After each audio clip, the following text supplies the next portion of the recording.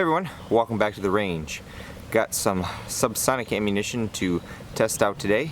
If any of you remember my test from last time, if not, I'll throw a card maybe here or here or here or here of the 5.7 by 28 millimeter test where I tested M855A1, trying to get subsonic out of it to see how it would perform. Unfortunately, the 5.7 has a 1 in 9 twist barrel, which is not fast enough to stabilize M855A1 or M855. So I have my AR-15 SBR, which has a 10.5 inch barrel, but it has a 1 in 7 twist. So we're going to check velocity, bullet stability, and then we're going to test them against some body armor. For another test that maybe some of you haven't seen, I've tested SB193, which is a 5.7 by 28 millimeter round, which is either a 55 grain full metal jacket or the newer lots are 62 grain. They're just a plain Jane lead core full metal jacket, but they have the ability to penetrate multiple panels of soft 3A and some of the thinner rigid polyethylene panels. So we're going to test these two today to see if they can mimic that performance. And while we're at it, we've had some other theories that people have brought to us about the 9 by 39 millimeter round, the AP version of that, being able to penetrate level 4 body armor. Now I don't have 9 by 39 yet, let alone the AP, but we've got M2 AP that we're going to test to see if that's subsonic as well, and we'll shoot that against the level 4, and we'll just kind of lump this into a big giant, hey, can subsonic penetrate armor? Let's get set up for this test. Okay, we're testing some subsonic ammunition. This is M855 loaded with 4.5 grains of Trail Boss. This is a 10.5 inch barrel. We're going to check for velocity and bullet stability.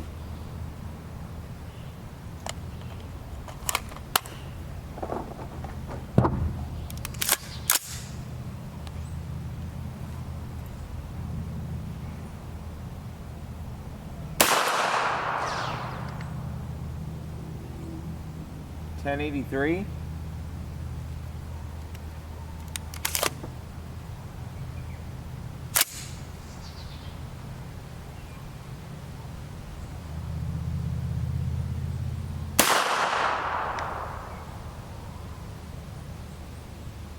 .1064.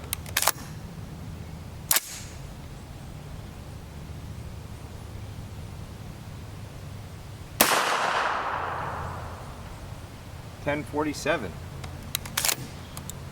Okay. Now we'll check the same with M855A1.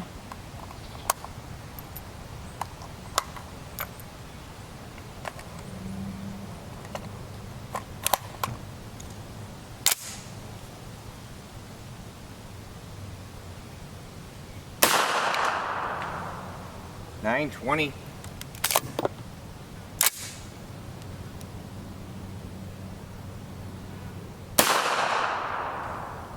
.946.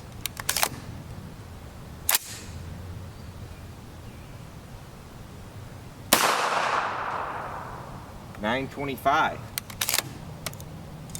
Okay, now we have 4.8 grains of Trail Boss. Back to the M855.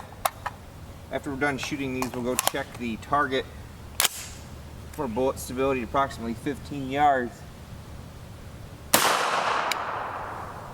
.1064.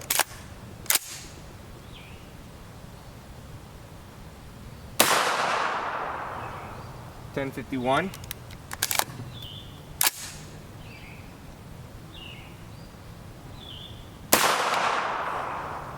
.1084.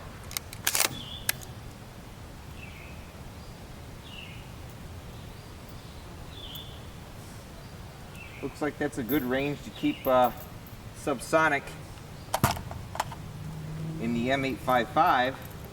Now for the A1, let's see where we're at.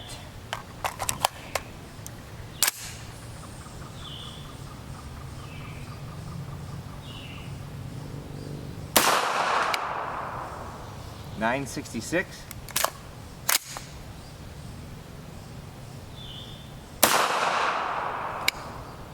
982.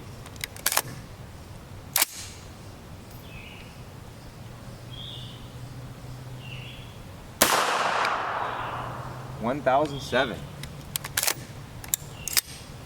Cool. They all stayed subsonic. At least I did something right. Alright, now we're going to test some M2AP at subsonic speeds. We have some Trail Boss again, start at 9 grains and work our way up. This is a 163 grain projectile. We'll shoot this out of the 1 in 10 twist barrel to make sure we're going fast enough for a longer, heavier projectile going subsonic speeds. And we'll see what we get.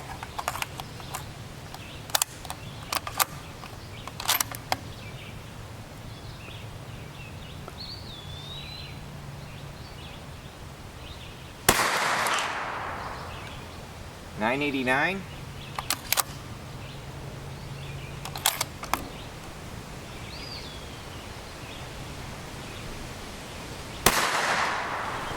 $9.20.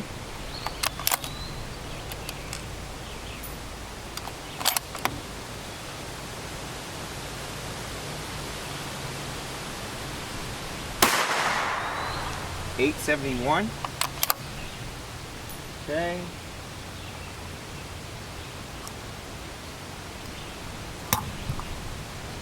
That will do 9.5 grains of Trail Boss.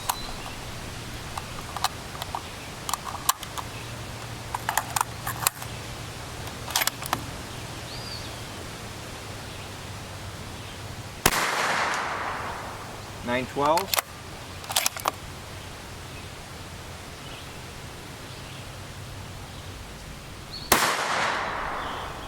$9.20.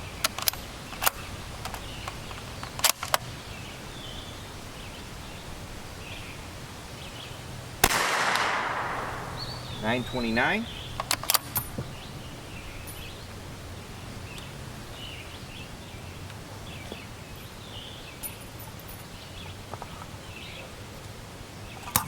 And now 9.8 grains.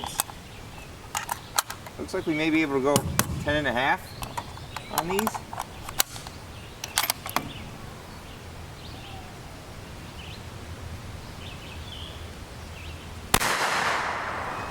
$9.41.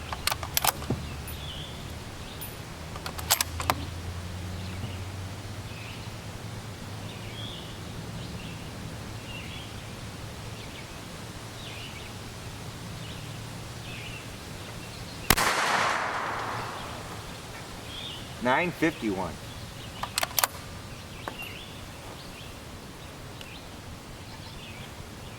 Let's go check our target for stability. There are our 3 group types. Say I'm very pleased there. I got good clean holes at approximately 15 yards, which when I've tested this before out of the 5.7, that has a 1 in 9 twist barrel, and it's simply not fast enough for this longer projectile to stabilize at subsonic velocities. So we know that the 1 in 7 twist barrel definitely can stabilize these 62 grain projectiles going subsonic. Here's our subsonic M2AP. Good, clean holes out of that at 15 yards.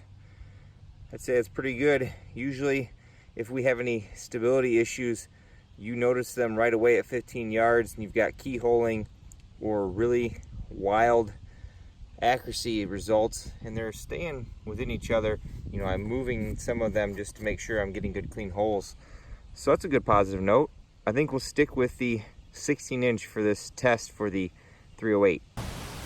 Okay, now that we've checked our velocity and we've substantiated that we are subsonic and that they are stable, let's test them against a piece of body armor. We have an AR500 armor level 3A R.A.N.G.E, pretty much a budget run-of-the-mill, meets the NIJ level 3A specifications, approximately 15 feet. We have a clay briefcase as a backer. Our clay's nice and warm, so we should get a good representation of back face. We have our Prochrono digital as always. Hopefully you can see the velocity on the screen there. I should work on getting a bigger monitor or something out here so you can see velocities better, but this is a lot easier than trying to run a B-roll camera on the chronograph and constantly moving it around. So first up we'll shoot the M855, then the A1. What I've been trying to do lately is roll a picture of the round down in the corner so you guys can see a close-up of what it actually looks like, because it's kind of hard sometimes when I'm out here by myself to zoom in on the ammunition, get it to focus, and then zoom out.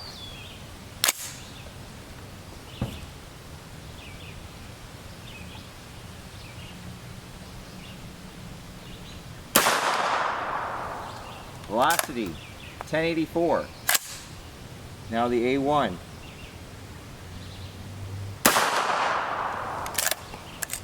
$9.84. Here was our M855. We're a little on the low side there. I was hoping to be up there, about 1.5 inches away from a previous shot, but we should still be pretty good. Here was the A1. What do you all think?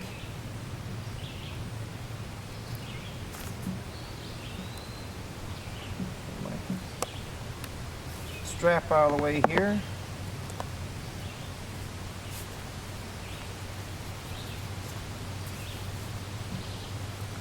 We have 2 clean holes right through this panel, right through there, and right through there. So since it can penetrate 1 panel, let's try 2, and then if it can't stop it then I have some rigid level 3A plus that we can try. We have the briefcase set back up. We have the level 3A R.A.N.G.E on the back side, and on the front we have their level 3A hybrid from AR-500 Armor. It's a little more of a premium offering. It's rated to stop 44 mag at 1600 feet per second, whereas typical 3A is rated at 1400 feet per second.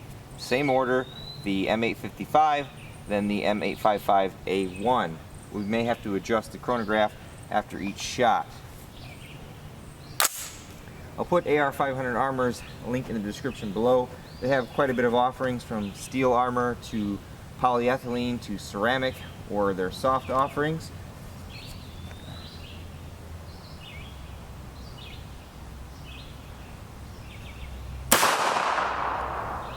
Velocity 1084. Let me go move the chronograph here. And now the A1.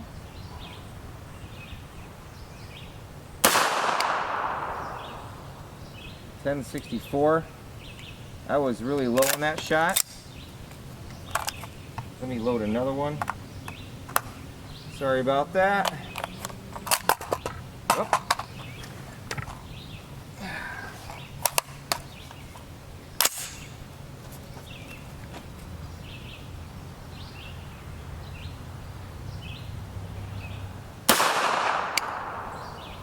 $9.67.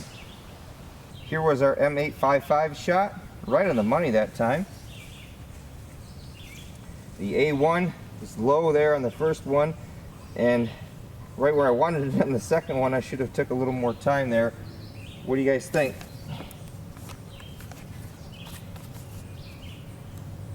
We are clean through all 3 shots on the first panel. That bottom one's definitely not a fair hit. So then on the second panel, here's the good shot there and right there. We still have 3 pass-throughs there.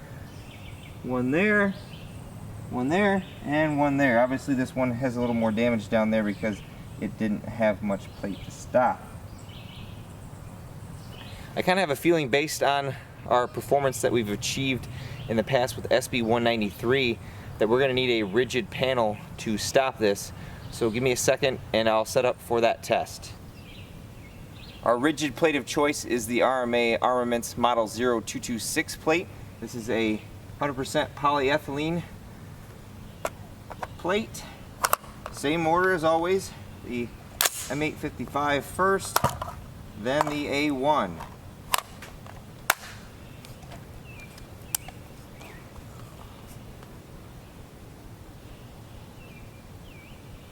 My chronograph a little on the low side.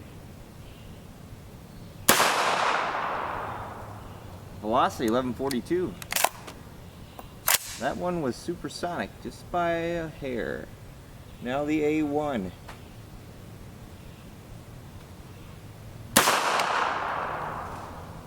1007. I don't know if you guys could see that, but I saw some wood flying behind my briefcase, which means we probably have a penetration. Anybody want to place any bets if M855 was able to do it over M855A1? The straps are coming off. Here was the M855 shot right there, right where I wanted it to be actually. It's a 1/4 of an inch off to the left. The A1 shot, 1/4 inch up and to the right, but far enough away from subsequent shots to make them good valid hits. We have 2 holes there, everyone. Penetration's clean through. Those are some interesting results. We've tested M855 and A1 before at SBR barrel length velocities, and we were able to stop them in the shorter barrel length against the level 3 1078 plate from AR500 Armor/RMA armament. We may need to get that plate back out, but in a real world scenario, these velocities that we're hitting here subsonic are equivalent to about 450 to 500 meters out. So if you engage someone at that distance and you were able to hit them and they were wearing soft armor, you have the potential to penetrate that soft armor. How much damage it would do after penetrating is hard to say. I didn't have any gel blocks today, but more science data, because for science. Now let's test our M2AP subsonic theory. This is a level 4 plate from Militech. This is actually a new offering. This is their alumina oxide level 4, 6 pounds. It actually has strike face foam protection on it, like NIJ 06 calls for. We remember the drop test rig clay this time, so as always we drop test 2 times per NIJ standard to the best of my ability. Let's go throw this on the briefcase and run our test. So we've verified that we have good velocity and stability out of these. We have our Yankee Hill Phantom M2 attached to here. We have the plate backed out to approximately 45 feet with our giant clay briefcase. We have a few spots marked. Internet lore says 9x39 subsonic. AP was able to penetrate a level 4 plate, I think a few times out of 7 or 8 shots. Again, I don't have 9x39. We're just going based on a theory of a slow moving projectile that is less prone to being broken apart because it's not traveling at high speeds.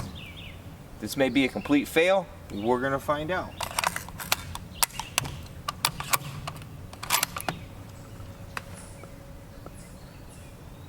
We're gonna start at the top left of the plate.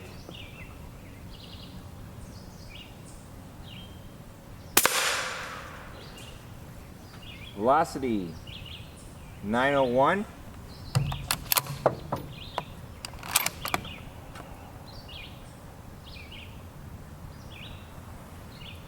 Now the right side.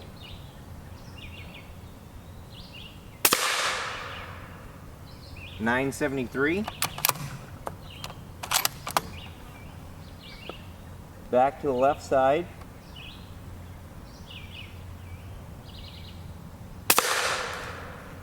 $887.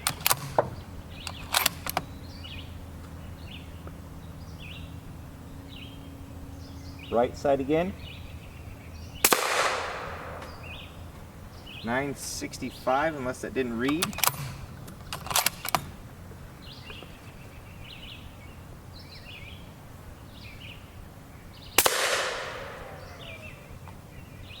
$1020.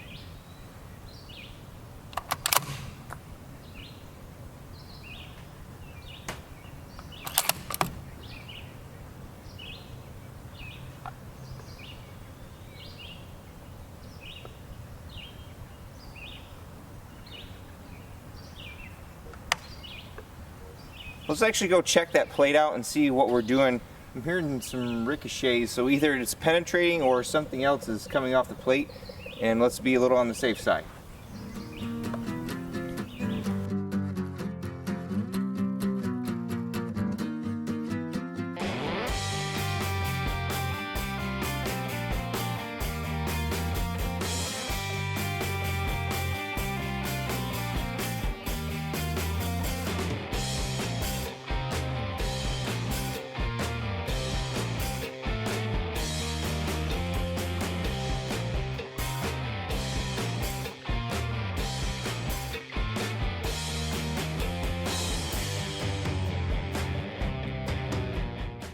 I'm not sure how well you can see this.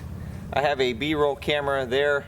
I feel trying to do the tripod is a little better than me shaking with my phone.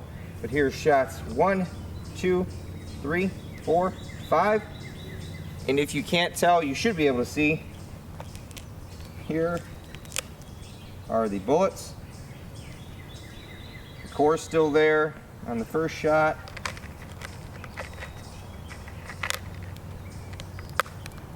And on the second, even that ceramic does a pretty good job at subsonic speeds of breaking up that core.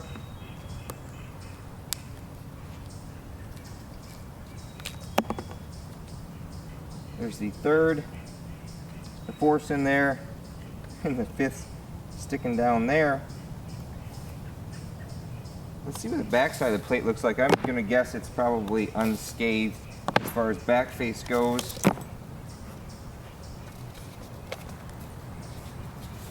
Yeah, there's some dimples on the back side there, but nothing to write home about.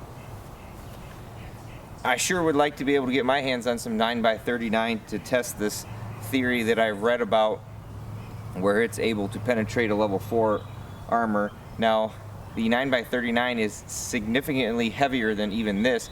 I do believe it's in the 250 to 290 grain area, and it has a completely different design. I do believe it has an exposed penetrator, which may help its case here. Just wish I could get my hands on some. But as far as M2AP being subsonic and its ability to penetrate a level 4 plate, I'm going to say that myth is busted.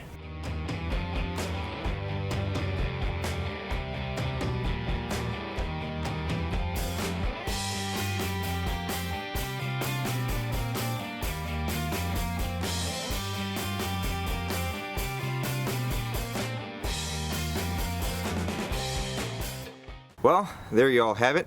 We busted one theory about a subsonic round being able to penetrate a level 4 piece of armor, which has a ceramic strike face, which is really tough. We messed around with our M855 and our M855A1, and we're able to duplicate what we've seen with the 55 grain or 62 grain SB193 from 5.7. I'd like to continue testing that ammunition on a thicker level 3A or possibly level 3 polyethylene plate to see if its ability to stay intact will help it penetrate at such low velocities. As always, I'd like to thank you all for watching, my Patreon supporters, Militech for providing me with these new plates. We'll run some tests on one of the other ones that we have in the future. Until next time, catch you at the range.